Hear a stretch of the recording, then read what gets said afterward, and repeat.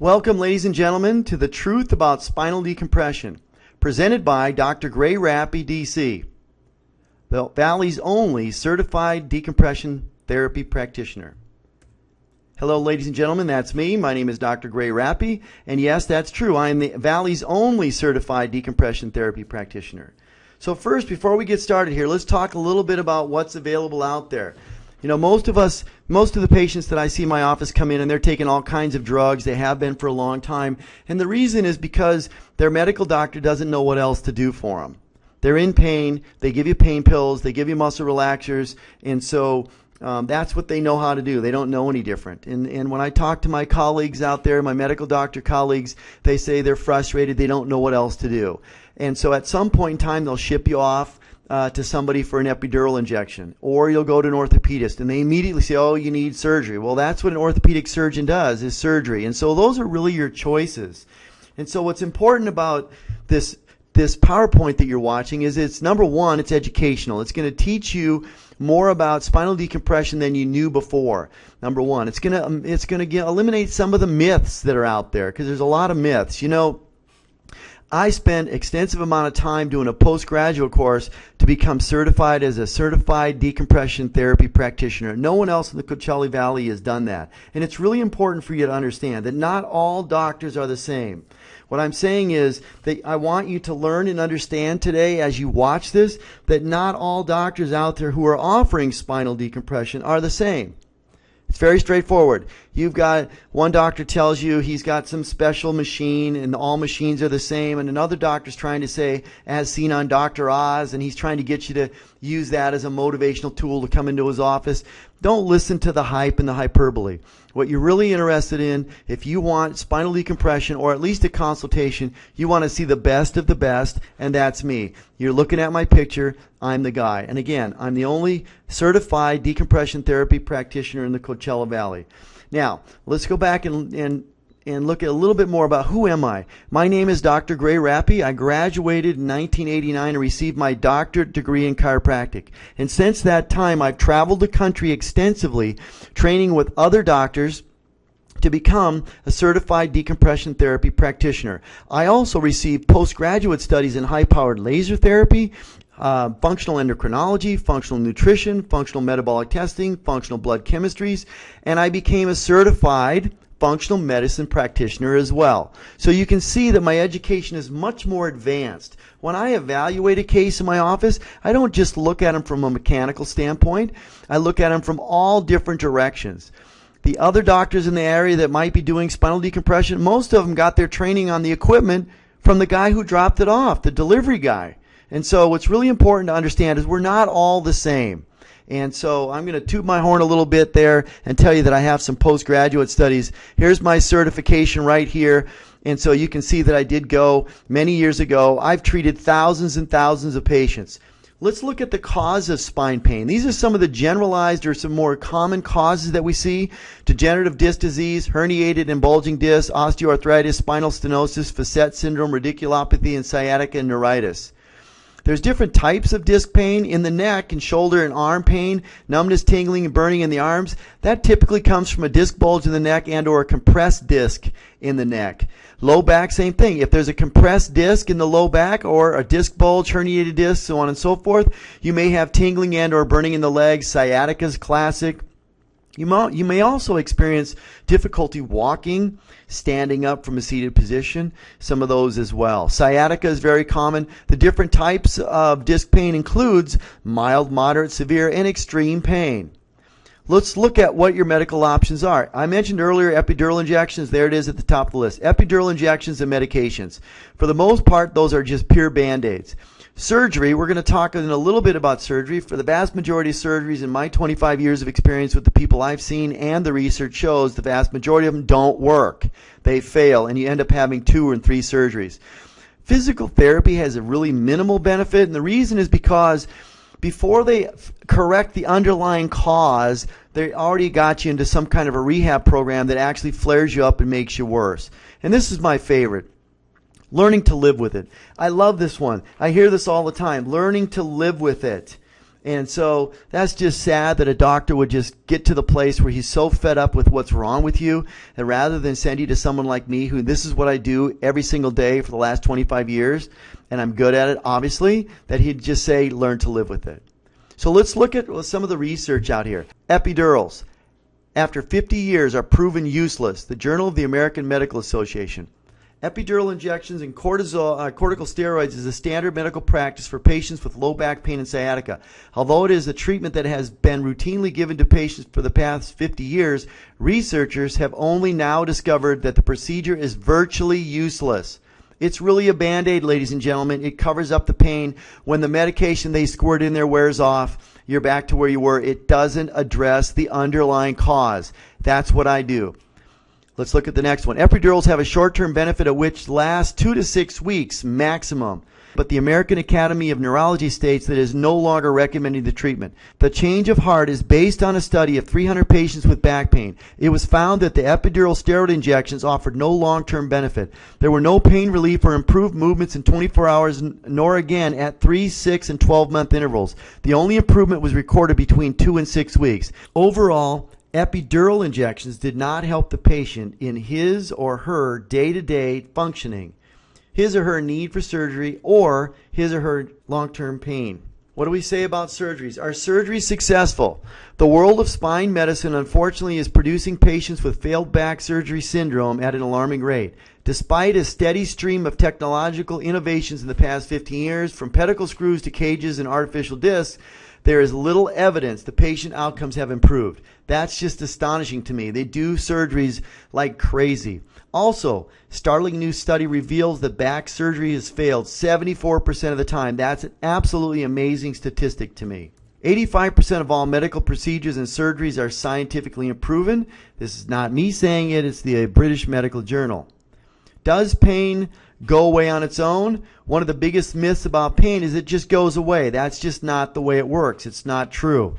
In 1998, the British Medical Journal proved that 75% of back pain sufferers who did nothing about it will either have pain or a disability 12 months later. Let's look at spinal decompression. Spinal decompression therapy, that's why we're on here today. That's why you're watching this. You need to know as much as you can. It's an FDA-approved therapy for herniated disc, bulging disc, degenerative disc, spinal stenosis, and much, much more. We're going to watch a short video here that's going to give you a much greater understanding of actually how it works.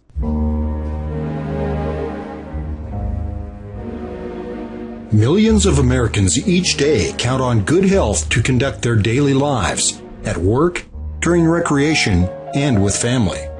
But if you're currently experiencing back pain and the limitations it can bring, then you're not alone. Up to 80% of Americans will suffer from back pain at some point in their lives. Americans spend at least $50 billion a year treating back pain. Back pain is the second leading reason that people visit doctors. Fewer than 5% of people with back pain will require back surgery. Disc ailments, including bulging, herniated, and disc degeneration, is often the cause of back pain symptoms. So what is disc degeneration?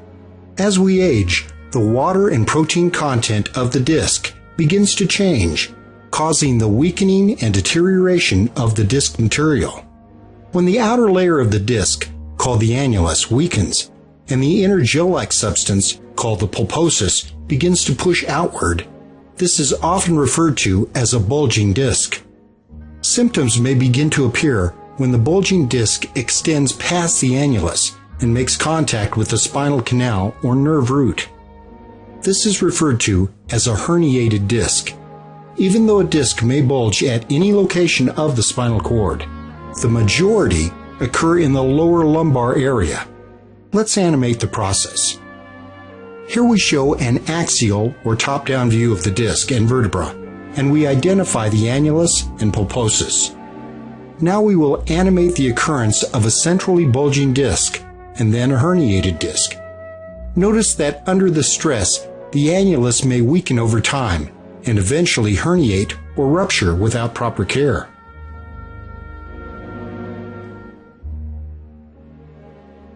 What type of symptoms may be experienced from a bulging disc?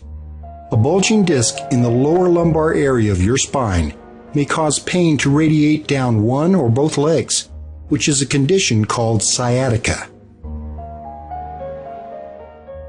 An upper lumbar bulging disc may cause pain to radiate in the lumbar area. A bulging disc in the lower cervical region may cause pain to radiate down the arms and into the hands. A bulging disc in the mid-cervical area may cause pain to radiate into the neck and shoulder area. And finally, a bulging disc in the upper cervical region of your spine may cause headaches and neck pain. Acute pain may not be the only symptoms caused by a bulging disc. A lower lumbar bulging disc may also cause less painful symptoms, like numbness and tingling throughout the back of the legs, feet, and toes. A bulging disc in the upper lumbar area may cause pain in the thigh and pelvis area. A bulging disc in the lower cervical area may cause numbness throughout the arms, hands, and fingers. And finally, a bulging disc in the upper cervical area of your spine may cause numbness and tingling in the neck and head area. Now there's an alternative treatment for disc degeneration without surgery. The treatment is called spinal decompression therapy. How does decompression therapy work? Decompression therapy works by reducing the loading on the degenerated disc and enabling the bulging area to retract back to its normal form. By reducing the loading, vital fluids and nutrients can flow back into the disc and allow the healing process to begin.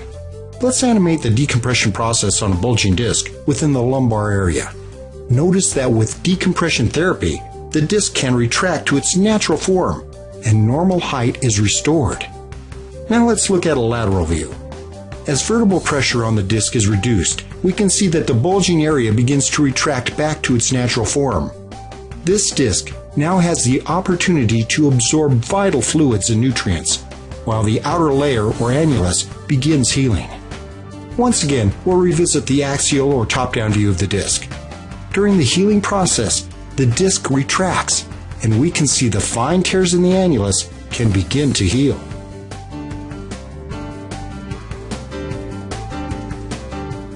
The road to recovery from disc degeneration requires commitment by both the doctor and the patient. To experience maximum benefit, the patient should undergo rehabilitation and strengthening exercises to provide better stability for those areas where disc degeneration has occurred.